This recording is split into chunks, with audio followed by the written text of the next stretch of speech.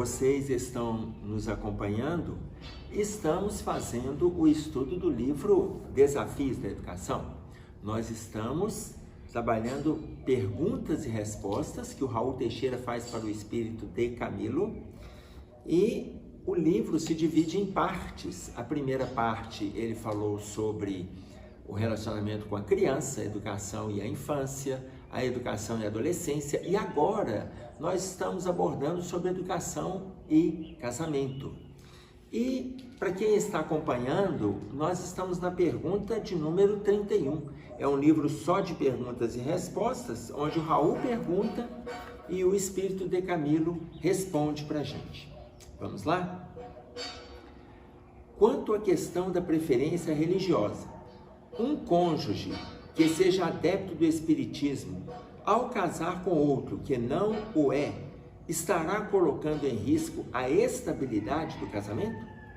Ou seja, aquela pessoa que é espírita, se ela casa com uma pessoa que não é espírita, não compactua das mesmas ideias, não compactua dos mesmos envolvimentos com a casa espírita, com os estudos doutrinários, será que isso coloca em risco o casamento? Veja, nós estamos abordando dentro da doutrina espírita, mas podemos pegar isso para toda e qualquer religião.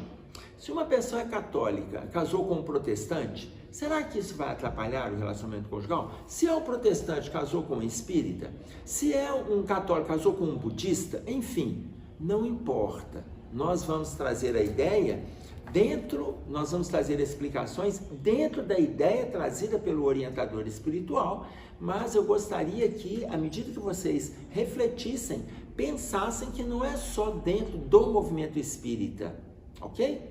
Isso pode ser para toda e qualquer religião.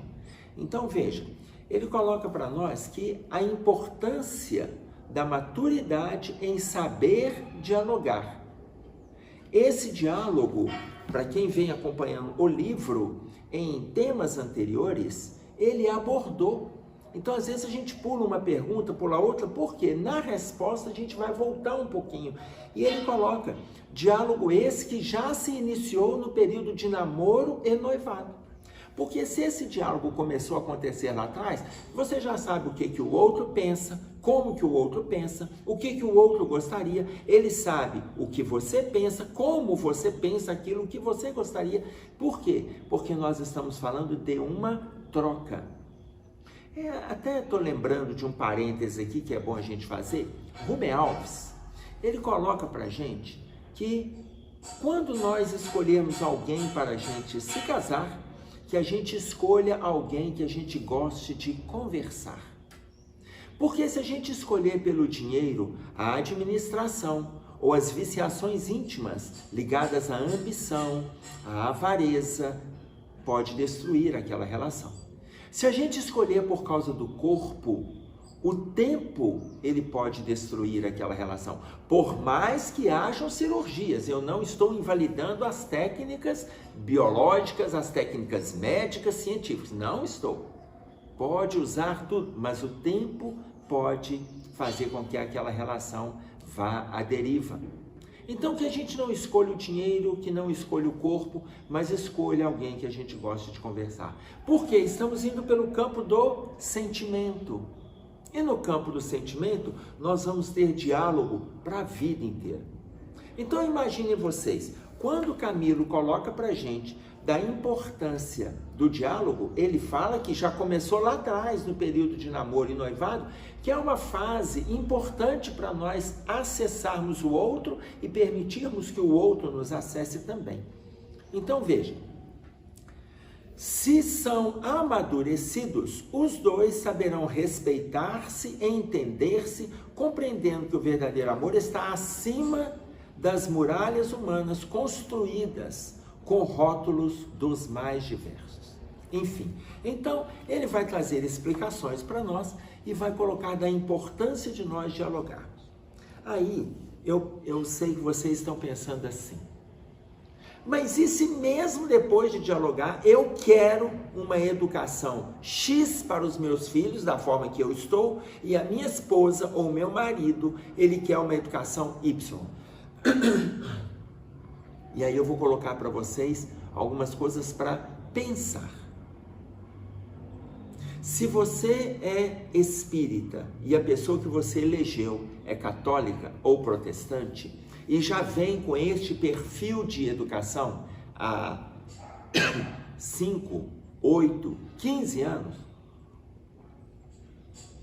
eu costumo colocar que no momento do diálogo, que os casais entendam não simplesmente a teoria abraçada, mas que se envolvam com a prática que abraçaram. Se você é espírita, porque os seus pais são espíritas, mas você não frequenta a casa espírita, você não assiste reuniões, não se envolve com tarefas, aparece lá 2, 3 vezes ao ano quando tem alguma aflição e vai tomar um passe, então você é um espírita não atuante. Mas aquela pessoa que é católica, que frequenta a igreja, que conhece a dinâmica da igreja, que acompanha o catecismo das crianças, que sabe das necessidades da igreja e se envolve com o trabalho de caridade, então é melhor que essa pessoa direcione os filhos. Por quê? Porque ela está envolvida com a prática. Então eu não estou dizendo o que é melhor ou o que é pior. Não existe isso, gente. Não existe o que é melhor ou o que é pior.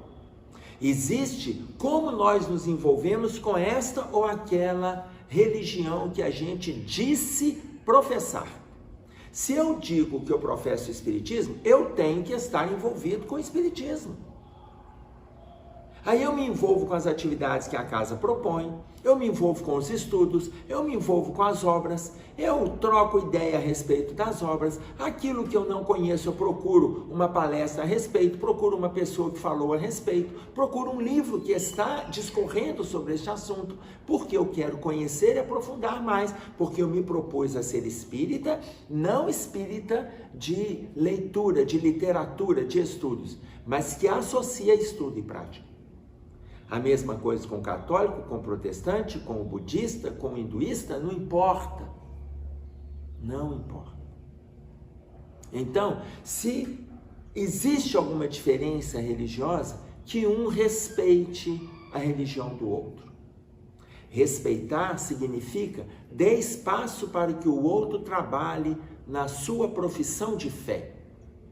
Da mesma forma que ele dá espaço, ele também respeita e recebe o respeito daquele que lhe deu espaço. Vindo os filhos, aquele que está mais envolvido com a prática, que seja esta pessoa o responsável para estar apresentando. Quer dizer que o outro dentro de casa vai ter que ficar calado? Não. Podem os dois se posicionarem.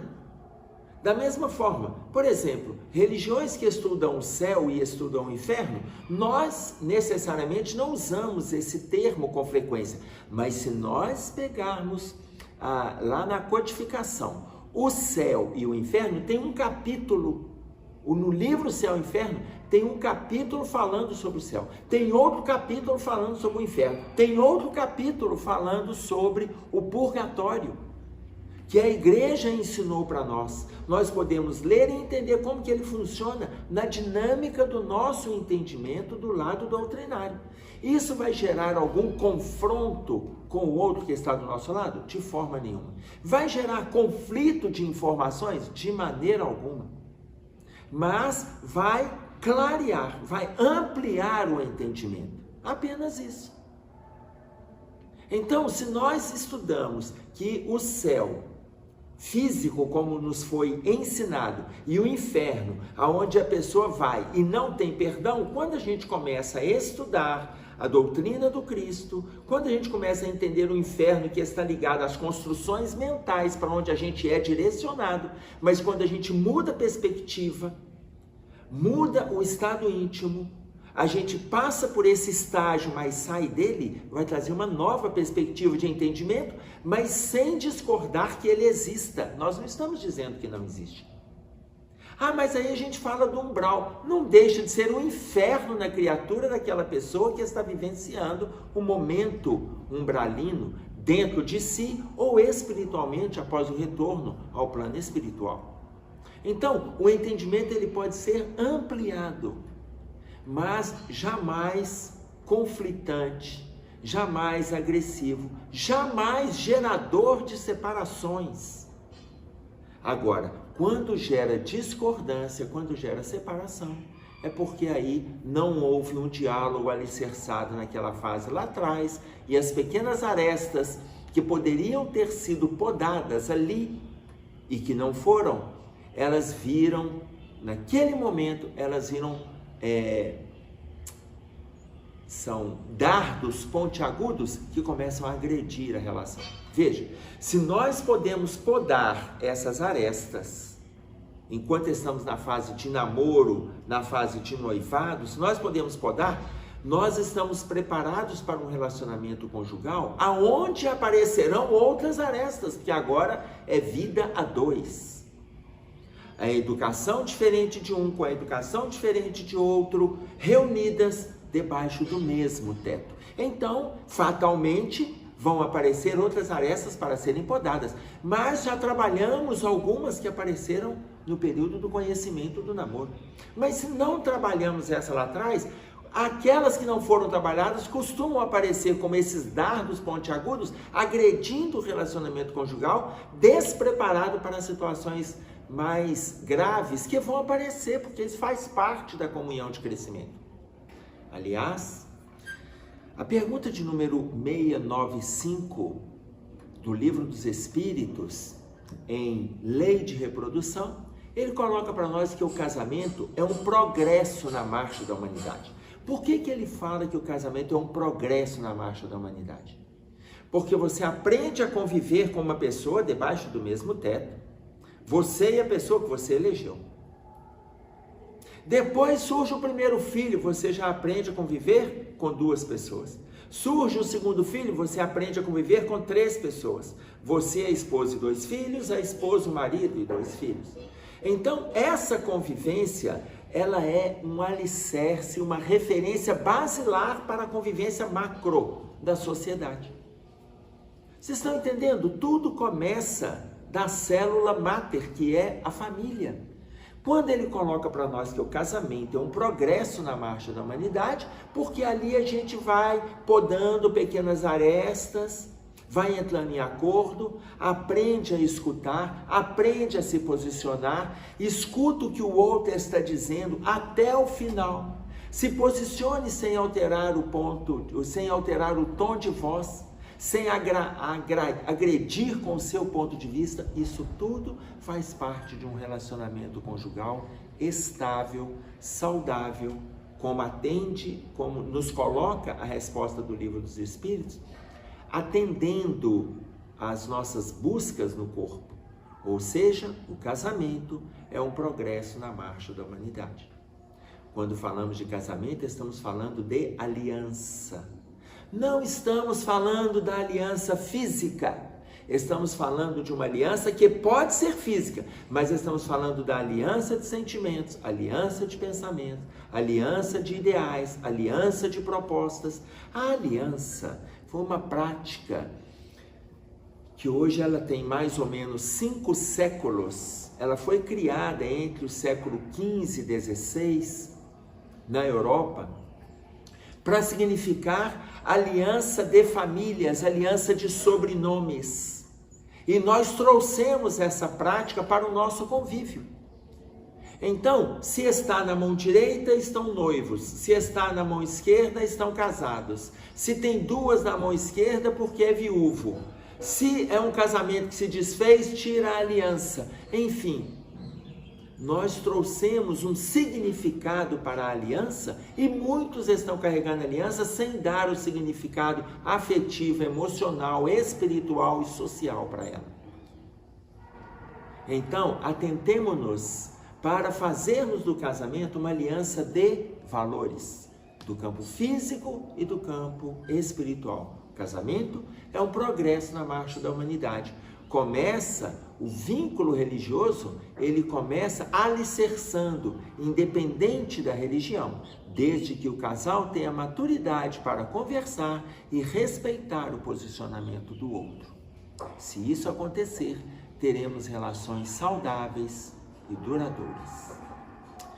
Eu vou agradecer a paciência de vocês, tomara que tenha valido as nossas reflexões e até breve, se Deus quiser.